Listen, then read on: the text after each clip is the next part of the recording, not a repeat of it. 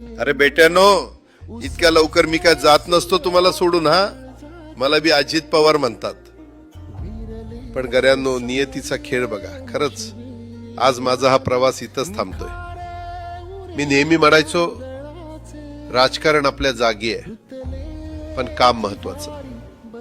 लोकांनी मला कामाचा माणूस म्हटलं, तीच माझ्या आयुष्याची सर्वात मोठी कमाई होती.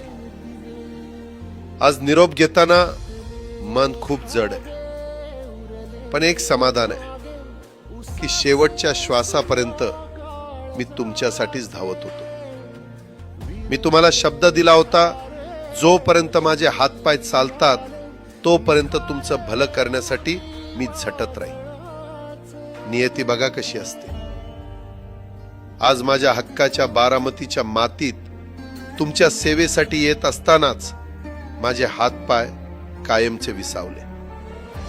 पण मला अभिमान वाटतोय की मी रिकाम्या हाताने नाही, तर तुमच्या कामाची फाईल छातीशी धरूनच या जगाचा निरोप घेतोय. शेवटच्या क्षणीही माझ्या डोळ्यासमोर फक्त तुमचा चेहरा होता. माझा स्वभाव थोडा रोखठोक होता. कधी कुणावर ओरडलो असेल, कुणाचं मन दुखावलं असेल, पण माझ्या त्या रागामागे फक्त एकच तरफड होती की माझ्या सामान्य माणसाचं काम झालं पाहिजे. सत्तेसाठी नाही, तर तुमच्या हक्कासाठी मी नेहमीच दादा म्हणून उभा राहिलो. आता मी निरोप घेतोय, पण महाराष्ट्र थांबता कामा नये. माझी जबाबदारी आता मी तुमच्यावर सोपवतोय. राजकारण करा, पण विकासाची गती थांबू देऊ नका.